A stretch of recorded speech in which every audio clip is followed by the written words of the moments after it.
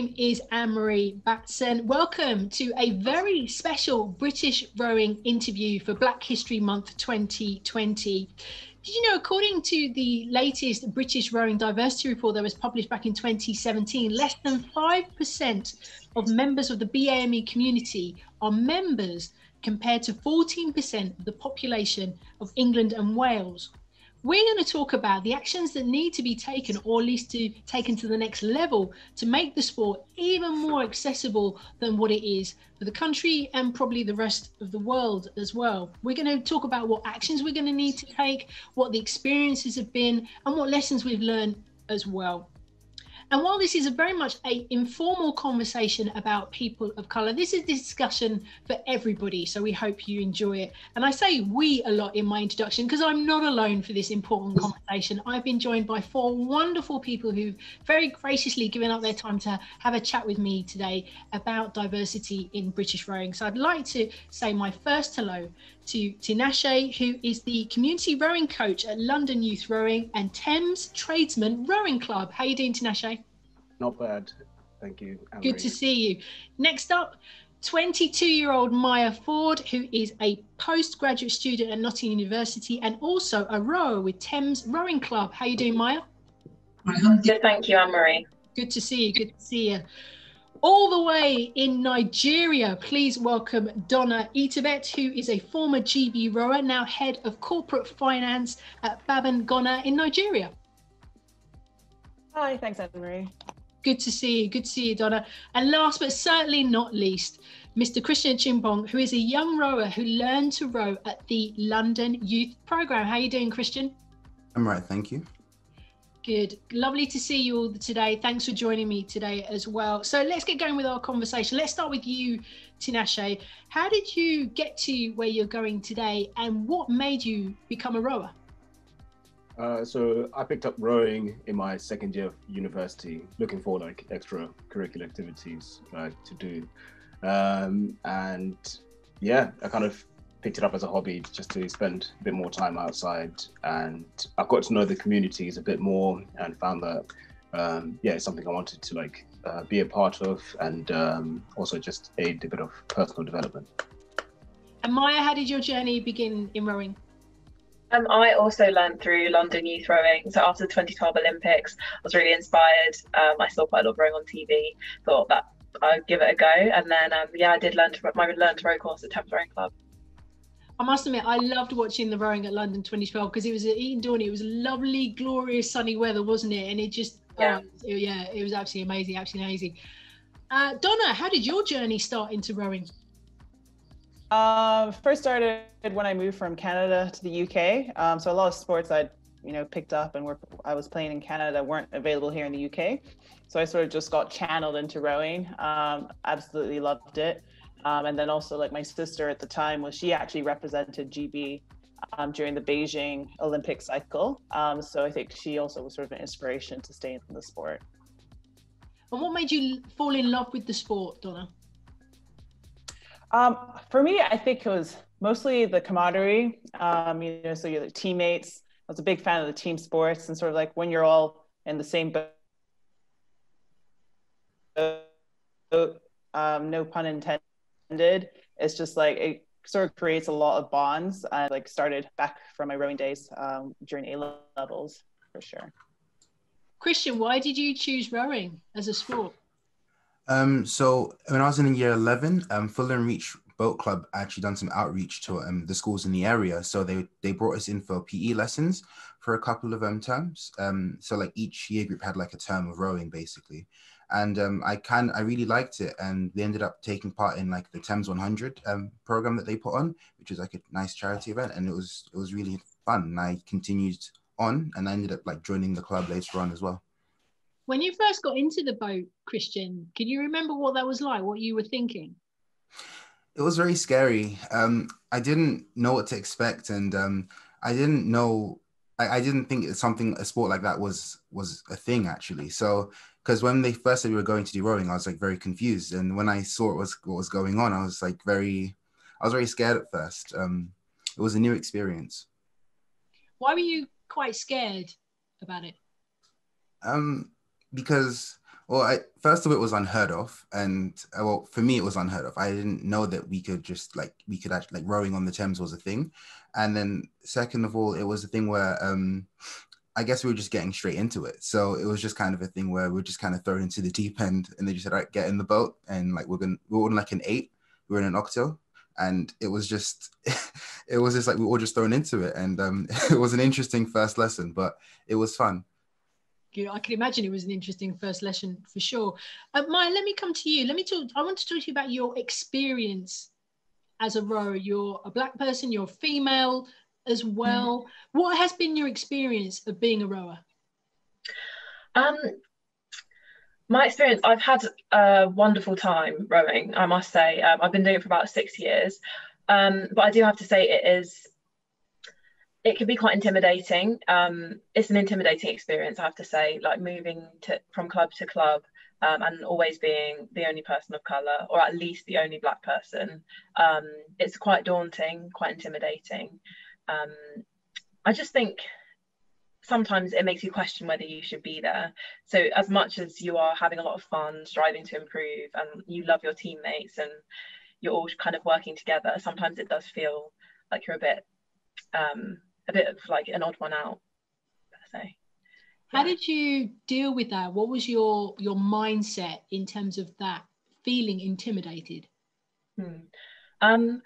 It's always inspired me to just work even harder, but also to talk to the people around me about the way that I feel. I've never been ashamed or afraid to say I'm a minority and I feel this way, especially to the people I'm close with and the people in my boat and in my local rowing community, and that definitely helps, because then people know, oh gosh, like she realizes this is a problem, she's okay talking about it, and it just starting the conversations, I think, is the most important thing for me. Tinashe, do you see yourself as a rower, or do you see yourself as a Black man who rows? I think I see myself more as a rower, because adding on to what Maya has said, I think from my experience, I've learned to having to push past the Black man who rows sort of thing, because I would have gone through exactly the same sort of process of being super conscious of my ethnicity within the sport, and having to work around that in terms of building trust with people, and sort of having to validate yourself within whether it's within the sport or approaching coaching opportunities. I think I've had to push past that and really use the sport as a form of my expression of myself, to say, this is I'm a rower, sort of thing. Yeah. Why were you determined to push past that, to be seen as somebody who could row a boat? Because it's a really interesting sort of form of expression, rowing. It's such a technical sport. It requires a lot of dedication and discipline, and for some reason I was just really driven to become quite good at it and understand it in a way. Donna, was your experience as a rower similar to Maya, that you wanted to be seen just as a rower, that you're just not a Black woman who happens to row a boat? So it's interesting. So I'm actually a Thames Rowing Club alumni as well. And at the time when I started club rowing as a track to go into GB, so I was one of 2, I think, Black and or ethnic people within Thames Rowing Club.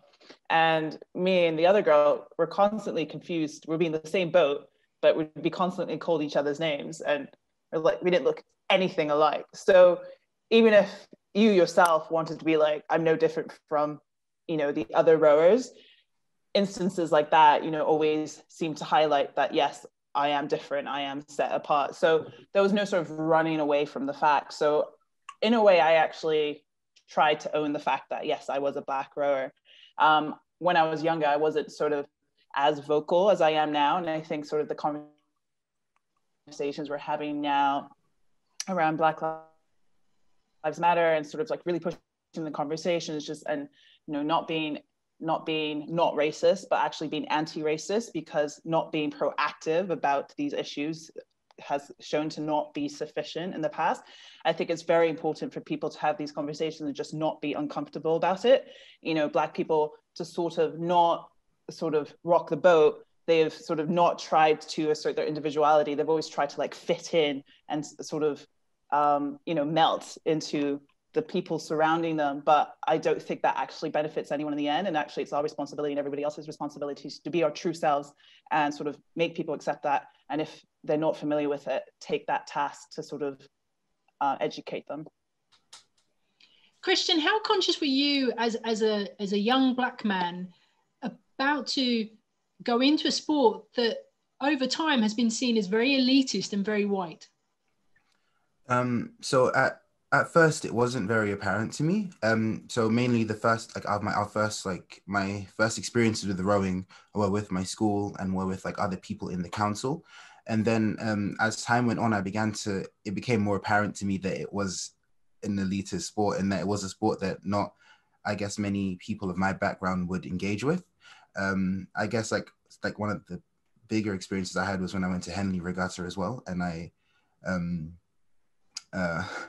it was still a great day. I just kind of, it kind of dawned on me at that moment as well. Even at my boat club, I think I was like one of few people of color as well, and just people of my background.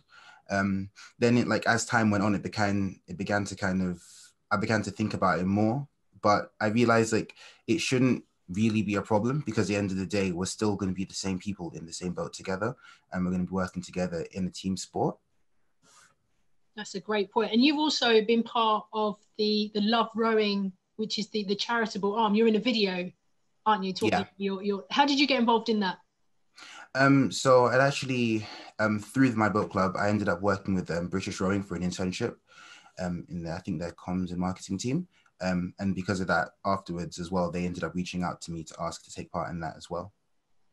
So I've taken part in a few promotional materials in order to kind of, I guess it kind of helps promote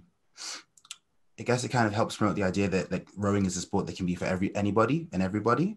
So by taking part in those things, I guess it's kind of a way of me saying, like this can be a sport that everyone can enjoy together, which I feel like is an important message to promote. Yeah, absolutely. It is very much very. Donna, I want to come back to you, because as somebody who now works in finance, is that right? Yep. One of the barriers to this particular sport is about finances, as well as potentially somebody's color as well. Why do you believe there are barriers to this particular sport? I mean, it is an expensive sport. In terms of, you know, if you want to buy a single, you're looking at anything from £6,000 to £10,000. And then sort of, you know, if you want to go to clubs and you want like good boats, you know, an 8, I think is anything upwards of 20,000. And so unless you sort of have access to those kind of funds, it is sort of difficult maybe to get yourself the on-water experience that could potentially propel you to, say, like international level. So that was definitely an area that I was weak in, you know, sort of pitting me against other people who had 10 years of experience growing up in Henley, you know, being on the river every weekend, and they're single, sort of not having that. But sort of what did get me sort of in that arena was sort of access to a rowing machine. And I think now that with the rise of CrossFit and sort of gyms sort of adopting more rowing machines, I do think sort of access to that part has improved somewhat. And so you can use that, and you can go onto the concept website, you can pit yourself against the records online, so you can sort of build yourself and sort of see where you are in terms of, you know, in terms of the landscape, and sort of use that to put yourself on the map, and, you know, also using it to sort of for people to identify talent, and then sort of the on-water experience and all the other like additional expenses that come with that can come later, but at least you've already sort of proven your physiological ability to exceed at the sport. Donna makes a great point about physiology, Maya, which is what I want to talk to you about, because there is these, and I'll temper my language here, silly misconceptions about Black people that we can't swim, women hate getting their hair wet, our bodies aren't built for the water, all those kinds of things. How frustrating is it to hear that these misconceptions, these stereotypes could affect somebody of color, a black person, or a mixed race person wanting to get involved in the sport? It's incredibly frustrating, and especially considering that so many of these ideas are so old and they still exist today. It's just crazy to me. And, you know, doing a psychology course, I'm learning at the moment about all of this scientific racism that's just existed for decades. It's still around and it is internalized. And I remember when I first started, I'd always done sports where I'd be doing kind of intervals. I'd always done rowing and sorry, not rowing, obviously. I'd always done netball and tennis and things where I'd kind of been moving really quickly. And then suddenly I was doing endurance. And I remember one of the first things I thought when I sat on a rowing machine was, oh my gosh, I'm not built for this. And then now I think how crazy for me to think that I wasn't like physiologically made for this sport just because of all of these ridiculous lies. It's incredibly frustrating, and I wish there was more out there to kind of debunk these myths, that people were more aware that they are not true. Absolutely. And Tinashe, let's talk about the intimidation side of things. That's something that you've been conscious of. How much is that a barrier for somebody of color, whether a black person or a mixed race person or another ethnicity wants to get involved in the sport? I think from my experience and having worked with different communities and trying to get other communities involved in the sport, a lot of it stems from the sort of lack of support within our sort of social sort of demographic backgrounds. So I've worked with a lot of communities within perhaps the Hounslow, Ealing area, trying to pull sometimes girls from a Muslim background into the sport. And a lot of the intimidation or the lack of sort of awareness into the sport is not enough support from other people to be like, it's a good sport to try out, or will help you or aid you in trying out the sport. So a lot of the times, I think perhaps when an ethnic person is trying to break into the sport, they might not have enough support that it's a good thing to try out. And I think that's where a big part of the intimidation can come from. And Christian, for you, I guess when you started learning about rowing, there's also the other side of it, which is about, is this fun to do? Is this, do I really want to get in a boat and row it when I could be out with my mates, doing stuff on social media and that kind of thing? Is that also a barrier as well? Like, I don't want to call it outside influences, but stuff outside of sport, life outside of sport, could that be a barrier as well? I mean, yeah, it potentially could be. It depends on what your motivations are with rowing, and what your goals are in general. For me, it was a thing where as I transitioned from year 11 to sixth form, I became more focused on just my education and what I needed to do. And I guess rowing helped that as well. And even talking to other people who rowed as well, they said it helped structure your day. And I've noticed that. So I would be able to have like a firm timetable I can stick to, and it's kind of reliable because I know, okay, I'm going to be at school for this long, and I'm going to head to the boat club and do about 2 to 3 hours of training, and then I'll head home, do what I need to do, then like repeat basically. And having that schedule kind of keeps you focused, and it helps bring structure to your life. Although it did mean I had a very busy schedule, and it meant I couldn't really have much of a social life. It helped my goals at the time because I was very focused on just doing the best I could at school. So just having rowing is something that I can do to improve myself, and also just do it kind of like a stress relief as well. I felt it was kind of therapeutic and helpful instead.